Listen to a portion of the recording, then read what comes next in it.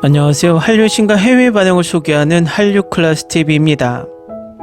오늘은 폭삭 소가스타 최고의 평점을 받으며 중국 시청자를 오열시켰다라는 중국 언론의 기사를 살펴보고 이 드라마 최종화를 몰래 보며 열광하는 중국 반응까지 살펴보겠습니다.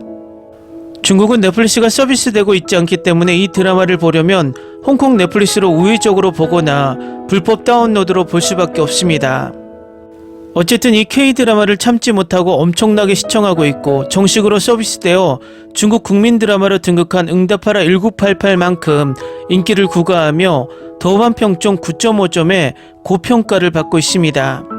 또 아이러니하게도 중국 언론에서도 연일 계속해서 이 드라마의 리뷰 기사가 올라오고 있는데 일단 이 드라마를 극찬하는 리뷰 기사를 바로 살펴보겠습니다.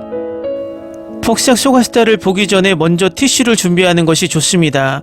운명의 음모이든 가족 간의 진심이 아닌 분노의 말이든 겉보기에 차분한 독백이든 예상치 못하게 여러분의 마음을 울릴 수 있습니다. 이 이야기는 1950년대 제주도에서 시작됩니다. 광예는 젊은 나이에 남편을 잃고 시댁에서는 그녀를 징크스라고 부르며 괴롭혀 결국 딸을 남겨두고 재혼하게 됩니다. 딸 오해수는 사랑하는 엄마와 함께 살고 싶어 합니다. 그녀는 며칠에 한 번씩 어머니의 집을 방문하다 마침내 그녀는 시 한 편으로 어머니를 감동시켰고 어머니와 딸은 바라던 대로 함께 살게 됩니다. 솔직히 말해서 이 드라마는 클라이맥스 줄거리도 없고 의도적인 선정주의도 없습니다. 제주도에서 자란 한 여성의 인생 이야기를 담았습니다. 하지만 평범한 사람들의 일상생활 필수품만으로도 관객은 울음을 터뜨릴 것입니다. 이 시리즈는 전반에 걸쳐 애순의 딸 금명의 내레이션이 삽입되어 관객의 참여감을 고조시킵니다. 이 드라마를 보는 동안 당신은 어머니나 할머니를 생각하지 않을 수 없습니다. 그들도 드라마에서 묘사된 힘든 시간을 경험했기 때문입니다. 제작진인 캐스팅에 기울인 노력에 감탄합니다. 여주인공 61명만 그녀의 인생에서 다른 시기의 5명의 배우가 연기했습니다. 그럼에도 불구하고 관객은 주의가 산만해지지 않을 것입니다. 각 배우의 연기에서 캐릭터 간의 유사점을 찾을 수 있기 때문입니다. 제 눈길을 가장 끈 배우는 단연 청소년 시기를 연기한 김태연이었습니다. 그녀는 10살 애순의 무지함, 조숙함, 고집, 용기, 끈기를 생생하게 묘사했으며 그녀의 울음 장면도 매우 전염성이 강했습니다. 그녀는 베테랑이자 재능있는 여배우인 염혜란과 함께 연기를 하면서도 무대 공포증을 전혀 보이지 않았습니다. 그녀는 어린 나이에 훌륭한 배우로 활약하고 있으며 앞으로 많은 밝은 미래가 기대됩니다. 김태현을 포함한 모든 아역 배우들은 연기할 때 연기라는 흔적이 거의 없고 매우 자연스러워서 그게 많은 포인트를 더해줍니다. 이 드라마는 더우한 평점 9.5점의 엄청난 평가를 받으며 명작 미스터 션샤인과 응답하라 1988과 함께 어깨를 나란히 했습니다. 다음은 폭삭 소가스타 최종화를 몰래 보며 열광하는 중국 반응입니다. 한국인들은 정말 나쁘다.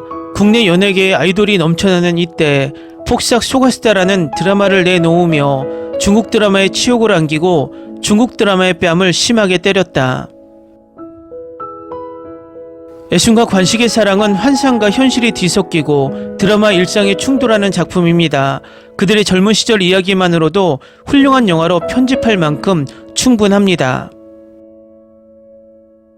일반적으로 우리는 같은 동아시아 국가의 사람들이기 때문에 서로 공감할 수 있습니다. 이 부분은 안정적인 성과로 평가되며 돋보이는 부분이 많지 않지만 이 드라마의 장점은 각 주제를 조용하고 미묘하게 표현하고 사용된 기술에 현실적인 내용이 담겨 있다는 점입니다.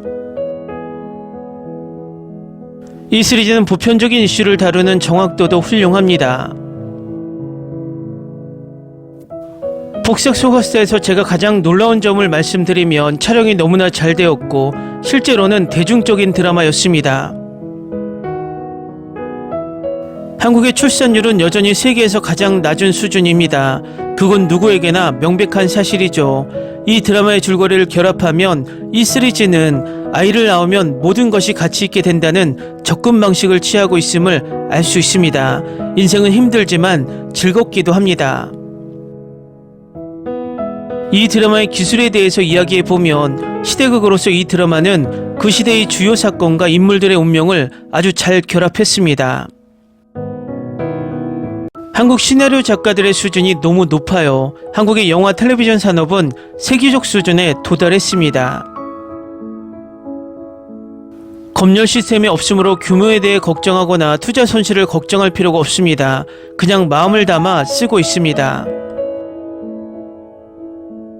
감독님도 매우 훌륭하시고 배우들의 전반적인 수준도 중국보다 높습니다. 차이가 너무 크다.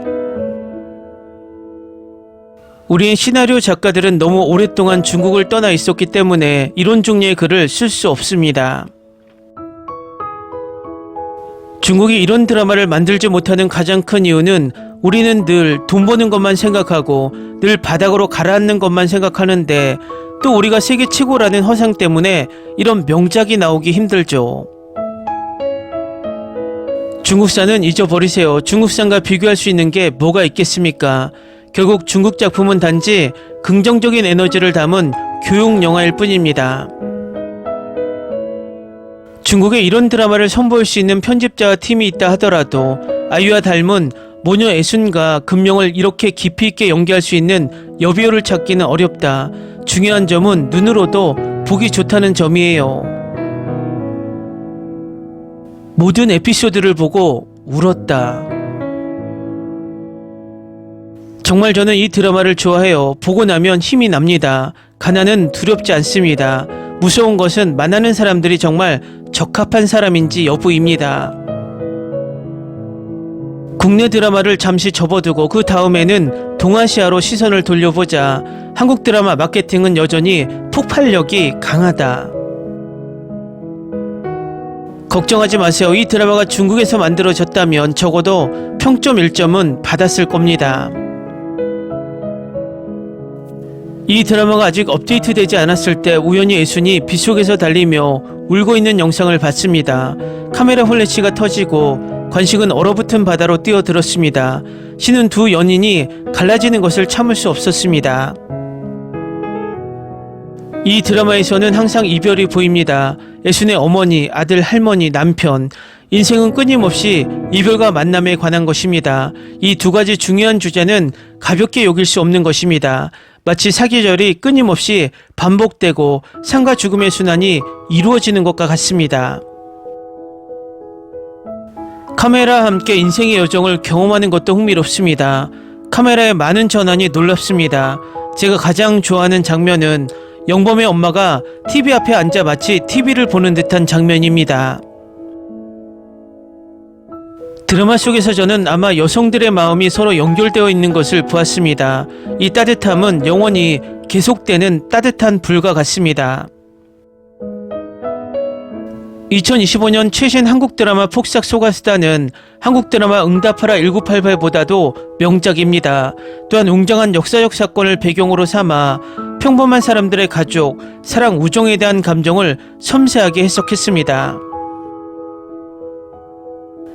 각 에피소드에는 주제가 있고 상대적으로 독립적인 줄거리 구조가 있습니다. 그 가운데 박보검은 응답하라 1988에서 깊은 애정을 지닌 완벽한 남자의 캐릭터를 계속 연기합니다. 일본 드라마, 일본 영화는 감정을 섬세하고 심오하게, 은근하게 그리고 일상적인 방식으로 표현하지만 한국 드라마, 한국 영화도 감정을 섬세하고 일상적인 방식으로 표현하지만 감정의 밀도가 너무 강해 종종 사람들의 눈물을 흘리게 합니다. 아이유와 박보검의 오늘 한국 드라마 폭삭 소가수다의 마지막 회를 시청했습니다. 한국어 제목의 직역은 정말 수고하셨습니다. 중국어 제목인 고생 끝에 너를 만나다는 잊어버리는 것이 좋습니다. 댓글 반응 잘 보셨나요? 중국인들이 몰래 보면서 이 드라마와 같은 드라마를 만들지 못한다는 자괴감을 느끼는 게 재밌습니다.